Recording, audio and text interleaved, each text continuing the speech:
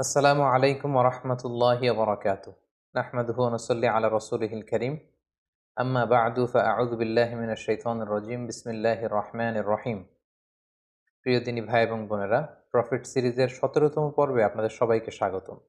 আজকের পর্বে আমরা সাইয়েদনা দাউদ আলাইহিস সালামের জীবনী সম্পর্কে শুনবো ইনশাআল্লাহ। সাইয়েদনা দাউদ আলাইহিস সালাম তিনি ছিলেন ইয়াকুব আলাইহিস সালামের পুত্র ইয়াহুদা এর বংশধর। আল্লাহ রাসূল সাল্লাল্লাহু আলাইহি ওয়াসাল্লামের পূর্বে যে দুজন নবী রাষ্ট্র ক্ষমতার অধিকারী হয়েছিলেন তার মধ্যে দাউদ আলাইসাল্লাম অন্যতম। অর্থাৎ আল্লাহ রাসূল সাল্লাল্লাহু আলাইহি ওয়াসাল্লাম, দাউদ আলাইসাল্লাম এবং দাউদ আলাইসাল্লামের সন্তান সুলাইমান আলাইহিসসালাম ওনারা নবীও ছিলেন, আবার রাষ্ট্র ক্ষমতার অধিকারীও ছিলেন। বর্তমান ফিলিস্তিন সহ ইরাক, শাম, সিরিয়ার এই যে বিস্তীর্ণ এলাকা, এই পুরো এলাকা নিয়ে তাদের রাজত্ব ছিল। এবং দাউদ আলাইহিসসালামের নেতৃত্বে এ পৃথিবীতে সর্বপ্রথম আল্লাহ তাআলার একটি অনুগত রাষ্ট্র প্রতিষ্ঠিত হয়, যেটা সীমানা ছিল আকাবা উপসাগর থেকে শুরু করে ফোরাত নদীর একেবারে পশ্চিম তীর পর্যন্ত। আল্লাহ তাআলা সাইয়েদনা দাউদ আলাইহিসসালামকে জ্ঞান, প্রজ্ঞা, বুদ্ধিমত্তা, আল্লাহ ভীতি এরকম অনেক ব্লেসিংস দিয়ে তিনি সাইয়েদনা দাউদ আলাইহিসসালামকে ধন্য করেছিলেন। দাউদ আলাইহিসসালামকে বনি ইসরাইলের লোকেরা তাদের কিং বানিয়েছিল। তিনি নবীও ছিলেন, আবার এট দ্য সেম টাইম তিনি রাজাও ছিলেন। তো কিং তিনি কিভাবে হলেন? এই ঘটনাটা ঘটেছিল তালুত বাদশার নেতৃত্বে। দাউদ আলাইহিসসালাম যখন জালুতকে হত্যা করল, তখন তালুত বাদশার পরবর্তীতে সাইয়েদনা দাউদ আলাইহিসসালাম বনি ইসরাইলের কিং বা রাজা হয়ে গেলেন। এই ঘটনাটি কিভাবে ঘটল সেটা বুঝতে হলে আমাদেরকে জানতে হবে যে তালুত কে, তালুত কিভাবে বাদশাহ হলো। এরপর আমাদেরকে জানতে হবে যে জালুত কে, জালুতের মৃত্যু কিভাবে হলো, এবং সাইয়েদনা দাউদ আলাইহিসসালামের উত্থানটা কিভাবে হলো। এটা যদি আমাদেরকে বলতে হয় তাহলে একটু পেছনে আমাদেরকে ফিরে যেতে হবে। আমরা জানি যে সাইয়েদনা মূসা আলাইহিসসালাম তিনি যখন বানি ইসরাইলকে নিয়ে লোহিত সাগর পার হয়ে তিহ প্রান্তরে, অর্থাৎ মিশর আর ফিলিস্তিনের মাঝখানে তিহ প্রান্তর, সেখানে অবস্থান করলেন। ৪০ বছর তারা সেখানে থাকলো। মূসা আলাইহিসসালামের ইন্তেকালের পরে মূসা আলাইহিসসালামের ভাগিনা ইউশা ইবনে নুন তিনি বনি ইসরাইলের সবাইকে নিয়ে জেহাদ করলেন, এবং ফিলিস্তিনে তখন আমালেকারা থাকতো। আমালেকা একটা জাতিগোষ্ঠী, তাদেরকে হটিয়ে তারা ফিলিস্তিন দখল করলেন এবং সেখানেই থাকতে লাগলেন। এবং সেখানেই তারা দীর্ঘদিন থাকার পরে পুনরায় যখন তারা বিলাসিতায় গা ভাসিয়ে দিল, আল্লাহর পাঠানো বিধানকে তারা অমান্য করতে শুরু করলো, নাফরমানি শুরু করে দিল, আল্লাহ তাআলা আবার আমালিকাদেরকে তাদের উপর চাপিয়ে দিলেন। আমালিকেরা বিজয় লাভ করলো, বনি ইসরাইল ছিন্ন বিচ্ছিন্ন হয়ে বিভিন্ন দিকে চলে গেল। এভাবে বনি ইসরাইলের লোকেরা আবার পৃথিবীতে একটা নিগৃহীত হয়ে বহুদিন তারা কাটাতে লাগলো এভাবে। এরপর শামুইল আলাইহিস সালাম নামে একজন নবীকে আল্লাহ তাআলা বনি ইসরাইলের কাছে পাঠান। উনার সময়কালে বনি ইসরাইলের মধ্যে আবার সংগঠিত হওয়ার একটা প্রবণতা তৈরি হয়। তাদের মধ্যে কিছু আল্লাহওয়ালা লোক শামুইল আলাইহিস সালামের কাছে আসলেন। তখন শামুইল আলাইহিস সালাম অত্যন্ত বৃদ্ধ, এবং যে বললেন, হে আল্লাহর নবী, আমরা বনি ইসরাইল আমরা আর কতদিন এই পৃথিবীতে নিগৃহীত থাকব? আপনি আল্লাহ তাআলার কাছে বলেন যে তিনি আমাদেরকে যেন আমাদের জন্য একজন রাজা পাঠান, মালিক। কারণ তখন আমালেকা গোত্রের রাজার নাম ছিল জালুত, তারা ছিল মুশরিক, আর বনি ইসরাইলরা ছিল মুমিন। তো তারা বলল, হে আল্লাহর নবী, আপনি একজন রাজা আল্লাহ তাআলাকে বলেন তিনি যেন আমাদের জন্য পাঠান, ওই রাজার নেতৃত্বে, মালিকের নেতৃত্বে আমরা জেহাদ করব। তখন শামুইল আলাইহিস সালাম বললেন, কোরআনে কিন্তু এগুলো বিস্তারিত আল্লাহ তাআলা সূরা বাকারায় ২৪৬ নম্বর আয়াত থেকে শুরু করে ধারাবাহিকভাবে ১.৫ পৃষ্ঠায় তিনি বর্ণনা করেছেন। আমি শুধু সার সংক্ষেপ আপনাদেরকে শোনাচ্ছি। শামুইল আলাইহিস সালাম বললেন, তোমরা জেহাদের জন্য এত পাগল হয়েছো, আল্লাহ যদি রাজা পাঠায় তখন তো মনে হয় তোমরা জেহাদ করবে না। তারা বলেন কি, আমাদের বাড়িঘর ছিল ফিলিস্তিনে, সেখান থেকে আমরা বিতাড়িত, আমাদের জন্য রাজা পাঠানো হলে জেহাদ করব না? মানে অবশ্যই করব। তখন আল্লাহ তাআলা বনি ইসরাইলের মধ্য থেকে একজন যুবককে রাজা হিসেবে নির্ধারণ করলেন, তার নাম ছিল তালুত। তাহলে এই প্রথমে আমরা জানতে পারলাম তালুতকে। তালুত হচ্ছে বনি ইসরাইলদের মধ্যে থেকে একজন যুবক, আল্লাহ তাআলা তাকে রাজা করে পাঠালেন। কিন্তু বনি ইসরাইলের লোকদের স্বভাব আমরা সাইয়েদনা মূসা আলাইহিস সালামের পর্বে শুনেছি যে তারা একের পর এক শুধু প্রশ্ন করে, গোয়াট তুমি করে, আল্লাহর বিধানকে লঙ্ঘন করে। তারা বলতে আরম্ভ করলো, এই তালুত কেন বাদশাহ হবে? সে তো আমাদের মতো সাধারণ মানুষ, তার না আছে অর্থ সম্পদ, না আছে সামাজিক প্রতিপত্তি, কিচ্ছু নেই।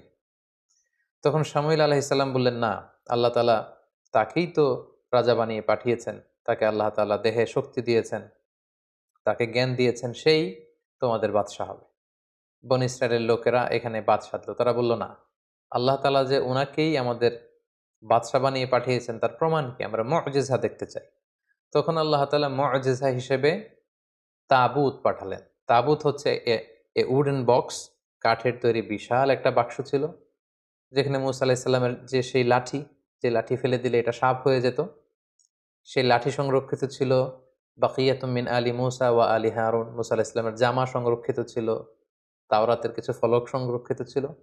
এই বাক্স নিয়ে মূসা আলাইহিস সালাম সবসময় যুদ্ধের সময় সামনে রাখতেন। এই বাক্সের কারণে আল্লাহ তাআলা একটা সাকিনা, একটা মার্সি, ব্লেসিংস, একটা কুলনেস বনী ইসরায়েলের মধ্যে তিনি ঢেলে দিতেন। ফলে বনী ইসরায়েলের লোকেরা আর যুদ্ধের ময়দান থেকে পালাতো না। একই ঘটনা ঘটেছে ইউশা ইবনে নুনের সময়কালে। তিনি যখন জেহাদ করেছিলেন তখন এই বাক্সটাকে সামনে রাখতেন। এই বাক্স সামনে রাখলেই বনী ইসরায়েলরা জিতে যায়, হেরে যায় শত্রুপক্ষ। কিন্তু আমালেকার ওরা যখন জয়লাভ করলো তখন তারা এই বাক্সটাকে ছিনিয়ে নিল, যেটাকে কোরআনে বলা হয়েছে তাবুত, এ উডেন বক্স, এটা কাঠের বাক্স। তখন আল্লাহ তাআলা আমালেকার যেই শহরে, যেই জায়গাতে এই বাক্সটা রাখা হয়েছিল সেখানে মহামারী ছড়িয়ে দিলেন। আমালেকার লোকেরা এই বাক্সকে অন্য শহরে পাঠালো, সেখানেও মহামারী। এই বাক্স যেখানে যায় সেখানে মহামারী। তারা তখন সিদ্ধান্ত নিল, জালুত বাদশাহ সিদ্ধান্ত নিল যে এই বাক্স যেহেতু আমাদের না, এটা বনী ইসরাইলদের বাক্স, ওদের বাক্স ওদের কাছে পাঠাও। গরুর গাড়িতে করে তারা বাক্স হাঁকিয়ে পাঠিয়ে দিল বনী ইসরাইলের এলাকার দিকে। তখন আল্লাহ তাআলা বনী ইসরাইলের লোকদেরকে বললেন, তোমরা মুআজিজা দেখতে চেয়েছিলে, যে আমি যে তালুতকে তোমাদের কিং বানিয়ে, রাজা বানিয়ে যে পাঠিয়েছি, তোমরা প্রমাণ চেয়েছো। তোমরা সবাই এখন তালুতের বাড়িতে যাও, এবং তালুতের বাড়িতে যেই তোমরা দেখবে যে সেখানে সেই তাবুত, সেই উডেন বক্স সেখানে পাওয়া যাবে। শামুইল আলাইহিস সালামের সাথে করে সব বনী ইসরাইলের লোকেরা এবার তাদের এলাকার সে যুবক, নওজোয়ান, শক্তিশালী পুরুষ তালুতের বাড়িতে যেয়ে দেখে কি আশ্চর্য কাণ্ড, কি আজীব ব্যাপার। সেই যে ঐতিহ্যবাহী তাদের যে বনী ইসরায়েলের যে তাবুত, উডেন বক্স, যেটার মধ্যে নবী মুসা আলাইহিস সালামের ব্যবহৃত জিনিসপত্র, লাঠি, তাওরাতের ফলক, তাদের কিতাব, মুসা আলাইহিস সালামের জামা কাপড় পাগড়ি, এগুলো তারা এটা দেখে তো আবেগে আপ্লুত হয়ে গেল, এবং তারা এই মুআজিজা দেখে বনী ইসরায়েলের সবাই মেনে নিল যে আল্লাহ তাআলা যেহেতু তালুতকে কিং বানিয়ে পাঠিয়েছেন, আমরা তালুতকেই মেনে নিব। তখন বনী ইসরায়েলের সবাই তালুতকে তাদের সম্রাট বা তাদের কিং হিসেবে মেনে নিল। তাহলে সম্মানিত সুধী, এ পর্যায়ে আমরা বুঝতে পারলাম যে তালুত হচ্ছে বনী ইসরায়েলের কিং, অর্থাৎ বনী ইসরায়েলের তারা তখন মুসলিম ছিল, মুসলিমদের কিং হচ্ছে তালুত। আর তাদের বিপরীতে ফিলিস্তিনে যে জনগোষ্ঠীটা ছিল, মুশরিক একটা জনগোষ্ঠী, তাদের নাম ছিল আমালিকা। এই আমালিকার কিং এর নাম ছিল জালুত। তাহলে আমরা দুইটা ক্যারেক্টার পেলাম, এক হচ্ছে তালুত আর জালুত। সূরাতুল বাকারার শেষের দিকে 246 নম্বর আয়াত থেকে শুরু করে এই তালুত বাদশাহ, জালুত বাদশার কথা কিন্তু আল্লাহ তাআলা সেখানে উল্লেখ করেছেন। তাহলে এখন আমরা একটা ভয়ঙ্কর রক্তক্ষয়ী যুদ্ধ দেখব তালুত আর জালুতের মধ্যে। আমাদেরকে মনে রাখতে হবে যে তালুত হচ্ছে মুসলিম বাদশাহ আর জালুত হচ্ছে মুশরিক বাদশাহ। তালুত হচ্ছে বনী ইসরায়েলদের কিং, আর জালুত হচ্ছে আমালেকা, যে জনগোষ্ঠীটা ছিল মুশরিক, তাদের কিং। তালুত বাদশাহ তখন বনী ইসরায়েলের মুমিনদেরকে নিয়ে বিশাল বাহিনী নিয়ে, কোনো কোনো তাফসিরে এসেছে প্রায় 80,000 সৈন্য নিয়ে, তিনি তখন জর্ডান রিভার ক্রস করতে আরম্ভ করলেন। যেই জর্ডান রিভারের পশ্চিম দিকে এখন ওয়েস্ট ব্যাংক আছে, পশ্চিম তীর বলা হয়, এবং জর্ডান নদীর পশ্চিম পারে এই এলাকাটি অবস্থিত বলেই এটাকে ওয়েস্ট ব্যাংক বা পশ্চিম তীর, আদ্দেফা আল গারবিয়া হিসেবে এটাকে নামকরণ করা হয়েছে। তো জর্ডান রিভার যখন তারা ক্রস করে শত্রু এলাকার দিকে যাচ্ছিলেন, তখন তালুত বাদশাহ বললেন, তোমাদের জন্য আমার ঘোষণা হলো, কেউ এই জর্ডান নদীর পানি পান করতে পারবে না, যতই তৃষ্ণার্ত হয়। এখান থেকে পানি পান করলে কিন্তু তোমরা যুদ্ধের ময়দানে হেরে যাবে। তবে তৃষ্ণার কারণে, আউট অফ থার্স্টি, তোমরা যদি তৃষ্ণার্ত হও তাহলে 1 অঞ্জলি বা 2 অঞ্জলি হয়তো তোমরা খেতে পারো, কিন্তু ঘট ঘট করে বালতির পর বালতি, জগের পর জগ কিন্তু পানি সংরক্ষণ করা যাবে না, খাওয়া যাবে না। কিন্তু ওনার সাথে থাকা হাজার হাজার সৈন্য ফিতনায় পড়ে গেল, এই পরীক্ষায় পড়ে গেল। প্রচন্ড গরমে, তাপ দাহে, তৃষ্ণায় ওরা পানি খেতে শুরু করলো। ফলে কেউই আর ওই পারে যেতে পারলো না, অল্প কয়েক হাজার সৈন্য ছাড়া। এবার এই অল্প কয়েক হাজার সৈন্য নিয়েই মুসলিম বাদশাহ তালুত তিনি দাঁড়ালেন। তার বিপরীতে আমালেকার হাজার হাজার সৈন্যদের সামনে জালুত বাদশাহ দাঁড়িয়ে আছে হাতির উপর। এবার মুশরিকদের এই বিশাল ব্যাটালিয়ন দেখে মুসলিম বাদশাহ তালুতের যে কয়েক হাজার সৈনিক যারা জর্ডান নদী ক্রস করে আসতে পেরেছে, তারা বলতে আরম্ভ করলো, এত বিশাল বাহিনীর সামনে আমরা কি করে যুদ্ধ করব? তখন তালুত বললেন যে সংখ্যা দিয়ে মুমিনদের সফলতা নির্ধারিত হয় না, বরং কামিং ফিআতিন কলিলাতিন গলাবাত ফিআতান কাসীরাতাম বিইذনিল্লাহ। এই পৃথিবীতে কত অল্প সংখ্যক লোক আছে যারা বিশাল সংখ্যক লোককে হারিয়ে বিজয়ের পতাকা তারা হাতে ধরেছে। তোমাদের যদি হিম্মত থাকে, যদি মনোবল থাকে, তোমরা অবশ্যই জয়লাভ করবে। সেখানেও অনেক লোক যুদ্ধে অংশগ্রহণ করতে পারলো না। কোনো কোনো ঐতিহাসিকগণ বলেন যে মাত্র ৩১৩ জন সৈন্য নিয়ে তালুত বাদশাহ আল্লাহর নামে জালুত বাদশার দিকে ছুটতে আরম্ভ করলেন, এবং সেই মুহূর্তে তিনি ঘোষণা দিয়েছিলেন যে মুশরিকদের রাজা জালুতকে যে হত্যা করবে সেই আমার পরে বনী ইসরায়েলের কিং হবে, এবং আমার মেয়েকে আমি তার সাথে বিবাহ দিব। সাইয়েদনা দাউদ আলাইহিস সালামের বাবা ছিল তালুত বাদশার একজন সেনাপতি, এবং দাউদ আলাইহিস সালামের বাবা তার 10 ছেলে, কোনো বর্ণনায় 11 ছেলেকে নিয়ে যুদ্ধে এসেছিল। এর মধ্যে সবচেয়ে তরুণ যুবক ছিল দাউদ আলাইহিস সালাম। তিনি আল্লাহর নামে, কোনো কোনো বর্ণনায় এসেছে ইসরায়েলি বর্ণনায় যে তিনি আল্লাহর নামে তীর মেরেছিলেন, কোনো কোনো বর্ণনায় এসেছে পাথর নিক্ষেপ করেছিলেন। উনার সেই তীর অথবা পাথর জালুত বাদশার কপালের মধ্যে লেগে জালুত বাদশাহ ছিটকে পড়ল হাতির উপর থেকে, এবং মুশরিকদের শিবিরে একটা মানে ভীত সন্ত্রস্ত পরিস্থিতি তৈরি হলো, এবং তালুত বাদশাহ যে কয়েকজন সৈনিক সাথে ছিল তারা হামলে পড়ল, এবং জালুত নিহত হওয়ার মধ্য দিয়ে মুসলিমরা সেখানে জয়লাভ করলো। তালুত বাদশাহ জয়লাভ করলো। ফাকতালা দাউদু জালুতা। সরাসরি আল্লাহ তাআলা কোরআনে উল্লেখ করেছেন যে দাউদ নিজে আলাইহিস সালাম নিজে তিনি জালুত বাদশাকে কিন্তু সেই যুদ্ধে হত্যা করেছেন বা পরাজিত করেছেন। এবং যেহেতু এই যুদ্ধে আমালেকারা পরবর্তীতে পরাজিত হলো, তালুত বাদশাহ জয়লাভ করলেন, এবং তালুত বাদশার যুদ্ধের আগের ঘোষণা অনুযায়ী তিনি তার মেয়েকে দাউদ আলাইহিস সালামের সাথে বিবাহ দিলেন, এবং ওনার পরবর্তীতে কিং হিসেবে দাউদ আলাইহিস সালাম নির্বাচিত হলেন। যেহেতু জালুত বাদশাকে তিনি হত্যা করেছেন, ফলে বনী ইসরায়েলের সবাই যখন এই ঘটনা শুনতে পারলো, তখন দাউদ আলাইহিস সালামের জয় জয়কার। তিনি এক অবিসংবাদিত নেতা হিসেবে বনী ইসরায়েলদের মধ্যে আবির্ভূত হলেন। সম্মানিত সুধী, এই ছিল জালুত বাদশার পরাজয়। তালুত বাদশাহ কিভাবে নির্ধারিত হলেন, এবং তালুত বাদশার সৈনিক হিসেবে দাউদ আলাইহিস সালাম কিভাবে বীর দর্পে সাহসিকতার সাথে জালুত বাদশাকে পরাজিত করে বিজয়ের পতাকা তিনি হাতে নিয়েছিলেন। সম্মানিত সুধী, ঠিক এভাবেই সাইয়েদুনা দাউদ আলাইহিস সালামের উত্থান ঘটেছিল, এবং তিনি সম্মুখ যুদ্ধে সরাসরি জালুতকে পরাজিত করে তিনি ওনার সামরিক শক্তি তিনি প্রকাশ করেছিলেন, এবং বনী ইসরায়েলদের মধ্যে তিনি প্রশংসিত হয়েছিলেন। তালুত বাদশার পরে সাইয়েদনা দাউদ আলাইহিস সালাম যখন বনী ইসরায়েলের কিং বা রাজা হিসেবে তিনি দায়িত্ব গ্রহণ করলেন, তিনি রাজত্ব পেয়ে, কিংডম পেয়েও তিনি সবসময় সাদাসিধে জীবনযাপন করেছেন। সো এই বুখারী মুসলিমের হাদিস থেকে আমরা জানি যে তিনি দিনের বেলা রোজা রাখতেন, রাতে তাহাজ্জুদ পড়তেন, এবং খুবই সিম্পল লাইফ তিনি লিড করতেন। ওনার ব্যাপারে আল্লাহ তাআলা কোরআনের বিভিন্ন সূরাতে বিভিন্ন আয়াতে উল্লেখ করেছেন। আল্লাহ তাআলা বলছেন, ওয়াযকুর আবাদানা দাউদা যাল আইদি ইন্নাহু আওয়াব। সূরাতুস সদে আল্লাহ তাআলা বলছেন যে হে নবী, আপনি দাউদের কথা কোরআনে উল্লেখ করুন, সে ছিল যাল আইদ, শক্তিশালী, আল্লাহর আইন বাস্তবায়নে শক্তিশালী ছিল। ইন্নাহু আওয়াব, তিনি আল্লাহমুখী ছিলেন, সবসময় আল্লাহমুখী থাকতেন। সূরাতুন নামলের 15 নম্বর আয়াতে আল্লাহ তাআলা বলেন, ওয়ালাকাদ আতাইনা দাউদা ওয়া সুলাইমানা ইলমা। আমি আমার নবী দাউদকে এবং সুলাইমানকে উভয়কে জ্ঞান দিয়েছি। I placed them with knowledge. সূরা সাবার 10 নম্বর আয়াতে আল্লাহ তাআলা বলেন, ওয়ালাকাদ আতাইনা দাউদা মিন্না ফাদলা। আমি দাউদকে আমার পক্ষ থেকে বিশেষ অনুগ্রহ আমি দান করেছি। সূরাতুস সদের 20 নম্বর আয়াতে আল্লাহ তাআলা বলেন, ওয়াশাদাদনা মুলকা। আমি দাউদের কিংডম, সালতানাতকে মজবুত করেছি। ওয়া আতাইনাহুল হিকমা। আমি তাকে উইজডম দিয়েছি, প্রজ্ঞা দিয়েছি। ওয়া ফাসলাল খিতাব। আর তাকে আমি বিচার কার্যের ফায়সালা কি করে দিতে হয় সেই জ্ঞান আমি দান করেছি। সূরাতুস সদের 26 নম্বর আয়াতে আল্লাহ তাআলা ইরশাদ করছেন, ইয়া দাউদ ইন্না জাআলনাকা খলিফাতান ফিল আরদ। হে দাউদ, আমি আমার বিশেষ অনুগ্রহে তোমাকে এই জমিনের খলিফা বানিয়েছি। তুমি হচ্ছে এই পৃথিবীর খলিফা। খলিফাতুল্লাহ ফিল আরদ, পৃথিবীতে আল্লাহর খলিফা। ফাহকুম বাইনান নাস বিল হক। মানুষের মাঝে সত্য সহকারে যথাযথভাবে তুমি বিচার কার্যের ফায়সালা করো। ওয়ালা তাত্তাবিউল হাওয়া। হে দাউদ, তুমি প্রবৃত্তির অনুসরণ করো না। ফায়ুদিল্লাকা আন সাবিলিল্লাহ। প্রবৃত্তির অনুসরণ যদি করো, তাহলে এই প্রবৃত্তির অনুসরণ তোমাকে আল্লাহর রাস্তা থেকে বিচ্যুত করে দিবে। এভাবে বিভিন্ন আয়াতে আল্লাহ তাআলা দাউদ আলাইহিসসালামের ব্যাপারে উল্লেখ করেছেন। সাইয়েদনা দাউদ আলাইহিসসালামকে আল্লাহ স্পেশাল একটা মুআজিজা দিয়েছিলেন, সেটা হচ্ছে তিনি যদি লোহার মধ্যে হাত লাগাতেন মুহূর্তেই সেই লোহা গলে নরম হয়ে যেত। অর্থাৎ লোহা নরম হওয়ার মুআজিজা আল্লাহ তাআলা দাউদ আলাইহিসসালামকে দান করেছিলেন।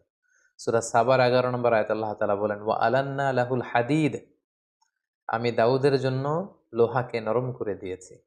এই লোহাকে নরম করে গলিয়ে পিটিয়ে তিনি বিভিন্ন জিনিস বানাতেন। কি বানাতেন? সেটা সূরাতুল আম্বিয়ার ৮০ নম্বর আয়াতে আল্লাহ তাআলা বলছেন যে সাইয়েদনা দাউদ আলাইহিস সালাম বর্ম বানাতেন, আর্মর, সাজোয়া। যুদ্ধের ক্ষেত্রে যুদ্ধের আক্রমণ থেকে, অ্যাটাক থেকে বাঁচার জন্য যোদ্ধারা যে যুদ্ধস্ত্রাণ পরে, লোহার তৈরি শেকলের বুনন দিয়ে তৈরি যে আর্মর পরে, সাজোয়া পরে, তিনি সেটা বানাতে পারতেন। আল্লাহ তাআলা বলছেন, ওয়া আল্লামনাহু সনাআতা লাবুসিল লাকুম, আমি দাউদকে কি করে যুদ্ধের পোশাক বর্ম বানাতে হয় সেটা শিখিয়েছি, লিতুহসিনাকুম মিন বাসিকুম, যাতে করে এই বর্ম পরার কারণে যুদ্ধের ময়দানে আঘাত থেকে তোমরা বাঁচতে পারো। সাইয়েদনা দাউদ আলাইহিস সালামের একটি বিশেষ গুণ ছিল যে তিনি নিজ হাতে উপার্জন করতেন। এত বড় রাজত্ব পেয়েও, এত বড় কিংডম পেয়েও কিন্তু তিনি সাদাসিধে জীবনযাপন করেছেন। সহিহ বুখারীর 2072 নম্বর হাদিসে আল্লাহ রাসূল সাল্লাল্লাহু আলাইহি ওয়াসাল্লাম বলেন, ওয়া ইন্না নাবিয়াল্লাহি দাউদ আলাইহিস সালাম কানা ইয়াকুলু মিন আমালি ইয়াদিহি, আল্লাহ নবী দাউদ আলাইহিস সালাম নিজ হাতে উপার্জিত অর্থ থেকে জীবন ধারণ করতেন। ভেরি সিম্পল লাইফ লিডিং তিনি করতেন। সবচেয়ে মজার ব্যাপার হচ্ছে নবীদের মধ্যে সবচাইতে সুরেলা কণ্ঠের অধিকারী কিন্তু ছিলেন সাইয়েদনা দাউদ আলাইহিস সালাম। উনি যখন, ওনার উপর কিন্তু নাজিল হয়েছিল 4টা যে মেজর মৌলিক আসমানি কিতাব, জাবুর কিতাবটি আল্লাহ তাআলা দাউদ আলাইহিস সালামের প্রতি নাজিল করেছেন, এবং তিনি যখন আকাবা উপসাগরের তীরে বসে জাবুর কিতাব তেলাওয়াত করতেন, আকাশের পাখিগুলো ড্রপ করে নিচে নেমে যেত, তার চারদিকে প্যারেড করতে থাকতো, ঘেরাও দিয়ে থাকতো। সাগরের মাছগুলো সাগর ছেড়ে দিয়ে কিনারায় চলে আসতো। ওনার তাসবির সাথে সাথে পাহাড়গুলো, পাখিগুলো সবকিছু তাসবিহ পড়তে থাকতো। সুবহানাল্লাহি বিহামদি। আল্লাহ তাআলা সূরা নিসার 163 নম্বর আয়াতে বলছেন, ওয়া আতাইনা দাউদা জাবুরা, আমি দাউদকে জাবুর কিতাব দান করেছি। সূরাতুল আম্বিয়ার ৭৯ নম্বর আয়াতে আল্লাহ তাআলা বলেন, ওয়া সাখখারনা মা'a দাউদ আল জিবাল ইউসাব্বিহনা ওয়াত তায়র, আমি পাহাড়কে দাউদের জন্য বশীভূত করেছি। সে যখন তাসবিহ পড়তো, জাবুর পড়তো, পাহাড়ও পড়তো, পাখিরাও তাসবিহ পড়তো। সূরা সদের 18 এবং 19 নম্বর আয়াতে আল্লাহ তাআলা বলেন, ইন্না সাখখারনাল জিবালা মা'আহু ইউসাব্বিহনা বিল আশি ওয়াল ইশরাক, পাহাড়কে আমি দাউদের জন্য বশীভূত করেছি। সকাল সন্ধ্যা সে যখন তেলাওয়াত করতো, পাহাড়ও তাসবিহ পড়তো। ওয়াত তায়রা মাহশুরা, পাখিগুলো এসে ওনার চারদিকে ভিড় জমাতো। কুল্লুল্লাহু আওয়াব, সবকিছু আল্লাহ তাআলার তাসবিহ পড়তো। এবং দাউদ আলাইহিস সালামের কণ্ঠ যে অত্যন্ত সুন্দর ছিল, মেলোডিয়াস ভয়েস ছিল, এটা বিশ্বনবী সাল্লাল্লাহু আলাইহি ওয়াসাল্লাম উল্লেখ করেছেন। সহিহ মুসলিমের 793 নম্বর হাদিসে একটি ঘটনা এসেছে যে আবু মুসা আল আশআরী রাদিয়াল্লাহু তাআলা আনহু সাহাবাদের মধ্যে খুব সুরেলা কণ্ঠের অধিকারী ছিলেন। তো উনি একবার রাতে ঘরে বসে কোরআন তেলাওয়াত করছেন, আল্লাহ রাসূল সাল্লাল্লাহু আলাইহি ওয়াসাল্লাম ওনার ঘরের পাশ দিয়ে যাচ্ছিলেন। তিনি হঠাৎ দাঁড়িয়ে দীর্ঘ সময় কোরআন তেলাওয়াত শুনলেন। তারপর দিন ফজরের পরে তিনি আবু মুসা আল আশআরী রাদিয়াল্লাহু তাআলা আনহুকে বললেন, হ্যাঁ আবু মুসা, তুমি কি জানো গত রাতে আমি তোমার ঘরের পাশে দাঁড়িয়ে তোমার কণ্ঠের কোরআন তেলাওয়াত শুনেছি। ইয়া আবা মুসা লাকাদ উতিতা মিজমারান মিন মাজামিরি আলি দাউদ, দাউদ আলাইহিস সালামের বংশে বা দাউদ আলাইহিস সালামের কণ্ঠে আল্লাহ যে সুরের ঝংকার দিয়েছেন, এই উম্মতের মধ্যে তোমার কণ্ঠে আল্লাহ তাআলা সেই সুরের ঝংকার ঢেলে দিয়েছে। সুবহানাল্লাহি বিহামদি। সহিহ মুসলিমের হাদিস থেকে বোঝা যায় যে দাউদ আলাইহিস সালামের কণ্ঠ যে অসাধারণ ছিল, এটা রাসূল সাল্লাল্লাহু আলাইহি ওয়াসাল্লাম স্বীকৃতি দিয়েছেন। আল্লাহর নবী সাইয়েদনা দাউদ আলাইহিস সালাম তিনি আকাবা উপসাগরের তীরে বসে ওনার উপর নাজিল হওয়া জাবুর কিতাব তিনি শনিবারে তেলাওয়াত করতেন। এবং আমরা জানি শনিবারটি হচ্ছে ইহুদিদের কাছে অত্যন্ত পবিত্র দিন। এজন্য সাইয়েদনা দাউদ আলাইহিস সালাম যখন শনিবারে জাবুর কিতাব তেলাওয়াত করতেন আকাবা উপসাগরের তীরে বসে, সাগরের মাছগুলো তখন এই তেলাওয়াত শুনবার জন্য তীরে চলে আসতো, সাগর ছেড়ে দিয়ে ডাঙ্গার কাছাকাছি চলে আসতো। এজন্য আল্লাহ তাআলা সে এলাকাতে ঘোষণা দিলেন যে শনিবারে মাছ ধরা নিষেধ, শনিবারে কেউ মাছ ধরতে পারবে না। সপ্তাহের বাকি 6টি দিন তোমরা মাছ শিকার করতে পারবে, কিন্তু শনিবারে কেউ মাছ শিকার করতে পারবে না। দাউদ আলাইহিস সালামের কওমের লোকেরা তারা কৌশল করলো, তারা শনিবারে কেউই মাছ ধরতো না, বরং মাছগুলো যখন আসতো তারা সাগরের মধ্যে বেড়ি দিয়ে রাখতো, বাঁধ দিয়ে রাখতো, যাতে করে মাছগুলো আবার ফিরে যেতে না পারে। তারা রবিবারে যে সে মাছগুলো ধরতো, সবাই বলতে আরম্ভ করলো, কেন এই মাছগুলো ধরছো? তারা তখন উত্তরে বলতো, কৌশল করে বলতো যে আল্লাহ তাআলা তো শনিবারে মাছ ধরা নিষেধ করেছেন, আমরা তো শনিবারে ধরছি না, আমরা মাছ ধরছি রবিবারে। তাদের এই কৌশলের কারণে আল্লাহ তাআলা তাদের প্রতি রাগান্বিত হয়ে ঘোষণা দিলেন, কুনু কিরাদাতান খাসিইন, তোমরা আমার এই বিধান, আমার এই নির্দেশনা, আমার এই আদেশকে লঙ্ঘন করার কারণে অভিশপ্ত বানর হয়ে যাও। ফলে তারা বানর হয়ে গেল। তার মানে দাউদ আলাইহিস সালামের কওমের মধ্যে থেকে যারা আল্লাহ তাআলার এই বিধানটি অমান্য করেছিল, তাদেরকে কিন্তু আল্লাহ তাআলা অভিশপ্ত বানরে রূপান্তরিত করেছিলেন। আল্লাহর নবী দাউদ আলাইহিস সালাম তিনি একদিন অন্তর অন্তর সিয়াম পালন করতেন, যেটি সুনানে নাসাইর 2388 নম্বর হাদিসে উল্লেখ রয়েছে। আল্লাহ রাসূল সাল্লাল্লাহু আলাইহি ওয়াসাল্লাম বলেছেন যে আফদলুস সিয়াম সিয়ামু দাউদ, রোজার মধ্যে পৃথিবীতে শ্রেষ্ঠ রোজা হচ্ছে দাউদ নবীর রোজা। কারণ কানা ইয়াসুম ইয়াওমান ওয়া ইউফতিরু ইয়াওমান, তিনি একদিন রোজা রাখতেন, তারপর দিন রাখতেন না, এরপরের দিন আবার রাখতেন, তারপরের দিন আবার রাখতেন না। সুবহানাল্লাহ। তিনি এভাবে সারা জীবন একদিন অন্তর অন্তর রোজা রেখেছেন। সাইয়েদানা দাউদ আলাইহিস সালামের ব্যাপারে হাদিসে একটি চমৎকার ঘটনা উল্লেখ রয়েছে। সেখানে আমরা জানতে পারি যে সাইয়েদানা আদম আলাইহিস সালাম, আমাদের আদি পিতা, দাউদ আলাইহিস সালামের প্রতি খুশি হয়ে উনি ওনার নিজের জীবনের 40 বছর দাউদ আলাইহিস সালামকে দান করেছিলেন। ঘটনাটি কেমন ছিল?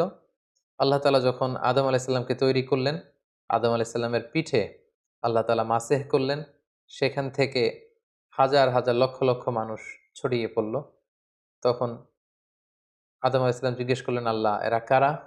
আল্লাহ তাআলা বললেন, এরাই হবে তোমার বংশধর পৃথিবীতে। তাদের মধ্য থেকে একজনের চেহারা খুব জ্বলজ্বল করছিল। সাইয়েদনা আদম আলাইহিস সালাম বললেন, আল্লাহ এ কে? আল্লাহ তাআলা বললেন, ইনি হচ্ছে তোমার সন্তান দাউদ। তো আদম আলাইহিস সালাম বললেন, কামা উমরুহ, এই দাউদের বয়স কত? আল্লাহ তাআলা বললেন, সিত্তুনা সানা, এত সুন্দর সন্তান, তার মাত্র 60 বছর বয়স, তাকে আমার বয়স থেকে আপনি আরো 40 বছর দিয়ে দিন। আল্লাহ তাআলা বললেন, ঠিক আছে আদম, তোমার বয়স থেকে আমি 40 বছর দাউদকে দিয়ে দিলাম। সাইয়েদনা দাউদ আলাইহিস সালামের মোট বয়স ছিল 60, আদম আলাইহিস সালাম দিলেন 40, তিনি পৃথিবীতে 100 বছর বেঁচে ছিলেন। তো সাইয়েদনা আদম আলাইহিস সালাম যেহেতু 40 বছর তিনি দান করে দিয়েছেন, ওনার যে মৃত্যু নির্ধারিত সময় তার ঠিক 40 বছর আগে মালাকুল মাউত, মৃত্যুর ফেরেশতা, যাকে আমরা আজরাইল আলাইহিস সালাম বলি, উনি চলে এসেছেন। এসে বললেন যে, হে আদম আলাইহিস সালাম, আপনার মৃত্যুর সময় হয়েছে, আমি আপনার রূহ কবজ করতে এসেছি। আদম আলাইহিস সালাম বললেন, না তো, আল্লাহ তাআলা তো আমাকে বলেছেন যে আমি 1000 বছর বেঁচে থাকব, এখনো তো আমার 40 বছর বাকি। মালাকুল মাউত বললেন যে, না, ঠিকই আপনার 1000 বছর ছিল, কিন্তু আপনি সে রুহের জগতে আপনার সন্তান দাউদকে দেখে এতটাই খুশি হয়েছিলেন, তখন আপনার নিজের হায়াত থেকে, জীবন থেকে আপনি 40 বছর দান করে ফেলেছিলেন। আদম আলাইহিস সালাম বললেন, না তো, আমি তো কাউকে দান করিনি। আসলে আদম আলাইহিস সালাম তখন এটা ভুলে গিয়েছেন, তিনি অস্বীকার করলেন, বললেন, না, আমি কাউকে আমার হায়াত থেকে, আমার জীবন থেকে কিছুই দান করিনি। হাদিসে এসেছে যে ফাজাহাদা আদম ফাজাহাদাত যুররিয়াতু, আদম আলাইহিস সালাম তখন অস্বীকার করলেন, ফলে আমরাও অনেক কিছু ভুলে যাই আর অস্বীকার করি। ফানাসিয়াত যুররিয়াতুহু, আদম আলাইহিস সালাম ভুলে গিয়েছেন, আমরাও ভুলে যাই। তিনি অস্বীকার করেছেন, আমরাও মাঝে মাঝে অস্বীকার করি। তিনি এই জায়গায় ভুল করে ফেলেছেন, খেয়াল রাখতে পারেননি, আমরাও এরকম ভুল করে ফেলি, খেয়াল রাখতে পারিনি। সাইয়েদনা আদম আলাইহিস সালাম কর্তৃক সাইয়েদনা দাউদ আলাইহিস সালামকে এই অতিরিক্ত 40 বছর দান করে দেয়া, এবং পরবর্তীতে মালাকুল মাউত যখন তিনি এসেছিলেন তার কাছে অস্বীকৃতি জানানো ব্যাপারে যে চমকপ্রদ হাদিসটি, এটি সুনানে তিরমিজির 3086 নম্বর হাদিসে উল্লেখিত হয়েছে। সম্মানিত সুধী, এ পর্যায়ে আমরা সাইয়েদনা দাউদ আলাইহিস সালামের জীবনী থেকে আমাদের জন্য কি কি শিক্ষা রয়েছে, লাইফ লেসন রয়েছে, আমরা সেগুলো নিয়ে আলোচনা করব। প্রথম যে শিক্ষাটা আমরা দাউদ আলাইহিস সালামের জীবনী থেকে পাই, সেটা হচ্ছে নবীরা সাহসী হয়, বীর হয়, দে আর ব্রেভ। পৃথিবীর সকল নবীরা সাহসী ছিলেন। এই পৃথিবীতে এমন কোনো নবী খুঁজে পাওয়া যাবে না যিনি ভীরু ছিলেন, পাওয়া যাবে না, বরং পৃথিবীর সকল নবীরাই সাহসী ছিলেন। আমরা যদি আমাদের নবী বিষ্ণু ইসা ইসলামের ঘটনা দেখি, দেখব যে তিনি সাহসী ছিলেন। মুসা আলাহিসাল্লাম সাহসী ছিলেন। দাউদ আলাহিসাল্লামের যে ঘটনাটা, তিনি কিশোর হয়ে, যুবক হয়েও মুশরিকদের প্রতাপশালী বাদশাহ জালুদকে তিনি পরাজিত করেছেন, নিজে হত্যা করেছেন। সুবহানাল্লাহ বিহামদিহি। সো নবীদের জীবনী থেকে বীরত্বের এই শিক্ষাটা কিন্তু আমরা পাই। দ্বিতীয় যে শিক্ষাটা আমরা পাই, সেটা হচ্ছে বিজয়ের জন্য খুব বিশাল সংখ্যক লোকের দরকার নেই।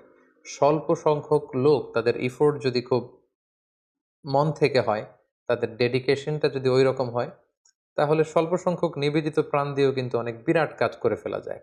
যার জ্বলন্ত প্রমাণ হচ্ছে তালুত বাদশার নেতৃত্বে মাত্র ৩১৩ জন নিয়ে যে তারা বিশাল এই মুশরিক জালুত বাদশাকে পরাজিত করেছে। কোনো কোনো তাফসিরে এসেছে ৮০,০০০ সৈন্য নিয়ে তিনি বনী ইসরায়েল থেকে বের হলেন। জর্ডান নদী ক্রস করতে করতে সেখানে আরও প্রায় ৭০,০০০ তারা পানি খেয়ে সেখানে পড়ে রইল। এরপরে যারা ছিল তারা বিশাল বাহিনী দেখে ভীরুতার কারণে সামনে এগোতে পারল না। পরবর্তীতে মাত্র ৩১৩ জন নিয়ে তিনি সামনে এগুলেন এবং আল্লাহ তাআলার মেহেরবানিতে তাদের ডেডিকেশনের কারণে, তাদের মনোবলের কারণে কিন্তু আল্লাহ তাআলা তাদেরকে বিজয় এনে দিয়েছেন। এবং খুব সুন্দরভাবে আল্লাহ তাআলা কালামুল্লাহ মাজিদে উল্লেখ করেছেন যে কাম মিন ফিআতিন কলিলাতিন গলাবাত ফিআতান কাসীরাতান বিইذনিল্লাহ। এই পৃথিবীতে এমন অনেক নজির আছে, অনেক ইতিহাস আছে যে অল্প সংখ্যক লোক বিশাল বাহিনীকে পরাজিত করে বিজয় লাভ করেছে। দরকার শুধু দৃঢ় মনোবলের, দরকার শুধু হিম্মতের। সবসময় ইসলামে একটা জিনিস খেয়াল রাখতে হবে যে সংখ্যা দিয়ে সফলতা নির্ধারিত হয় না, বরং সফলতা নির্ধারিত হয় সিনসিয়ারিটি দিয়ে। ৩ নম্বর যে শিক্ষাটি আমরা পাই সেটি হচ্ছে নেতৃত্বের জন্য সুস্বাস্থ্যের দরকার হয়। এটা দাউদ আলাইহিস সালামের ছিল। প্রজ্ঞা, ন্যায়নিষ্ঠা, উন্নত মানের বাগ্মিতার দরকার হয়। তার সবগুলোই কিন্তু যথাযথভাবে সাইয়েদনা দাউদ আলাইহিস সালামের জীবনীতে আমরা খুঁজে পাই। ৪ নম্বর যে শিক্ষাটা আমরা পাই যে তিনি এই combined between revelation and kingdom, আমরা বলেছি পৃথিবীতে সর্বপ্রথম উনার সময়ই একটি আল্লাহ তাআলার বিধান সম্বলিত একটি রাষ্ট্র তিনি প্রতিষ্ঠা করেছিলেন, যেখানে আল্লাহর বিধান দিয়ে বিচার করা হতো, আল্লাহর আইন দিয়ে ফায়সালা দেয়া হতো, যেখানে আল্লাহ তাআলার বাণী দিয়ে তিনি খলিফাতুল্লাহ ফিল আরদ হিসেবে, তিনি আল্লাহর খলিফা হিসেবে পৃথিবীতে তিনি বিচার কার্যের ফায়সালা দিয়েছেন। অর্থাৎ একদিকে তিনি আল্লাহর কাছ থেকে রেভেলেশন রিসিভ করতেন, ওহী, আবার একদিকে তিনি কিংডম অর্থাৎ রাজত্বের দায়িত্ব, দায়ভার কিন্তু তিনি পালন করতেন। তাহলে ২ টা তিনি কম্বাইন করেছেন। তিনি নবীও ছিলেন, আবার রাজাও ছিলেন। তার মানে বোঝা যায় ধার্মিকতা এটা দেশ পরিচালনার জন্য, এটা নেতৃত্বের জন্য, এটা সোশ্যাল লিডারশিপ, এটা পলিটিক্যাল লিডারশিপের ক্ষেত্রে কোনো বাধা নয়, বরং নবীরাই কিন্তু সে নমুনা আমাদের জন্য দেখিয়ে গিয়েছেন। ৫ নাম্বার যে শিক্ষাটি আমরা পাই সেটা হচ্ছে স্পিরিচুয়ালিটি। আপনি যত ধনী হন না কেন, আপনি যত বড় হন না কেন, আপনার আত্মার খোরাকের জন্য কিন্তু আপনার আধ্যাত্মিকতার দরকার আছে। সাইয়েদনা দাউদ আলাইহিস সালাম তিনি রাজপ্রাসাদে থাকতেন, কিন্তু রাতের বেলা তাহাজ্জুদ পড়তে ভুলে যেতেন না। তিনি রাজত্ব পরিচালনা করতেন, তিনি একদিন অন্তর অন্তর রোজা রাখতে ভুলে যেতেন না। তো এই স্পিরিচুয়ালিটির শিক্ষা কিন্তু আমরা সাইয়েদনা দাউদ আলাইহিস সালামের কাছে পাই। অর্থাৎ আমরা যত ধনী হই না কেন, যত বড় পজিশন হোল্ড করি না কেন, আমাদের আধ্যাত্মিক উন্নয়ন কিন্তু আমাদেরকে সুখের সন্ধান দিবে, প্রশান্তির সন্ধান দিবে। ৬ নাম্বার যেই ব্যাপারটি আমরা শিখতে পারি সেটা হচ্ছে মেলোডিয়াস ভয়েস। এটা আল্লাহ তাআলার পক্ষ থেকে একটি বড় ব্লেসিং। চমৎকার সুরেলা গলা, সুন্দর কণ্ঠ, এটা কিন্তু আল্লাহ তাআলা সবাইকে দেন না। এ ব্যাপারে সাইয়েদনা দাউদ আলাইহিস সালাম ছিলেন নবীদের মধ্যে স্পেশাল, ইউনিক। উনার কণ্ঠের মতো কারো কণ্ঠ ছিল না। উনি তেলাওয়াত করলে পাখি চলে আসতো, মাছ চলে আসতো, পশুরা চলে আসতো, পাহাড় তাসবিহ পড়তে থাকতো। সো যাদেরকে আল্লাহ তাআলা এই চমৎকার কণ্ঠ দিয়ে ধন্য করেছেন, তারা যেন এই কণ্ঠটাকে ইসলামের পক্ষে কাজে লাগায়। আমরা যেন আমাদের কণ্ঠটাকে, সুরেলা কণ্ঠকে ইসলামের পক্ষে কোরআন তেলাওয়াত করে, সুন্দর নাশিদ পরিবেশন করে, ইসলামের পক্ষে, মানবতার কল্যাণে যেন আমরা আমাদের এই মেলোডিয়াস ভয়েসকে কাজে লাগাতে পারি। সবশেষে ৭ নম্বর যে শিক্ষাটি আমরা পাই সেটা হচ্ছে নিজ হাতে উপার্জিত অর্থের চেয়ে শ্রেষ্ঠ অর্থ আর হয় না। যেটা সহিহ বুখারীতে আল্লাহ রাসূল সাল্লাল্লাহু আলাইহি ওয়াসাল্লাম বলেছেন, এবং তিনি বলেছেন আল্লাহর নবী দাউদ আলাইহিস সালাম নিজ হাতে উপার্জিত অর্থ তিনি ভক্ষণ করতেন। তিনি নবী হয়েও, তিনি রাজা হয়েও, তিনি এত বিশাল সাম্রাজ্যের প্রতাপশালী একজন অধিপতি হয়েও তিনি নিজ হাতে উপার্জিত অর্থ থেকে জীবন ধারণ করতেন। এটা থেকে প্রমাণিত হয় যে নবীরা হার্ড ওয়ার্কিং ছিলেন। কারণ আল্লাহ রাসূল সাল্লাল্লাহু আলাইহি সাল্লাম ইরশাদ করেছেন, মা বাআসাল্লাহু নাবিয়্যান ইল্লা রাআল গানাম। এই পৃথিবীতে আল্লাহ এমন কোনো নবী পাঠাননি যারা ছাগল চড়ায়নি। সো সব নবীরা ওনারা পরিশ্রমী ছিলেন, হার্ড ওয়ার্কিং ছিলেন। পরিশ্রম করলে যে লোনা পানি দেহ থেকে বের হয়, সেই লোনা পানিতে জন্ম নেয় সফলতার বীজ। এটাই হচ্ছে নবীদের পয়গাম, এটাই হচ্ছে নবীদের স্লোগান। তাই পরিশ্রমে লজ্জা নেই, কাজে লজ্জা নেই, লজ্জা হচ্ছে অলসতায়। এই বিষয়গুলো কিন্তু আমরা সাইয়েদনা দাউদ আলাইহিস সালামের জীবনী থেকে শিখতে পারি। আল্লাহ তাআলা আমাদের সবাইকে কথাগুলো বুঝার ও সে অনুযায়ী আমল করবার তৌফিক দান করুক। হাযা মা ইনদি ওয়াল ইলমু ইনদাল্লাহ আলাইহি তাওয়াক্কালতু ওয়া ইলাইহি উনীব। ওয়াসসালামু আলাইকুম ওয়া রাহমাতুল্লাহি ওয়া বারাকাতুহু।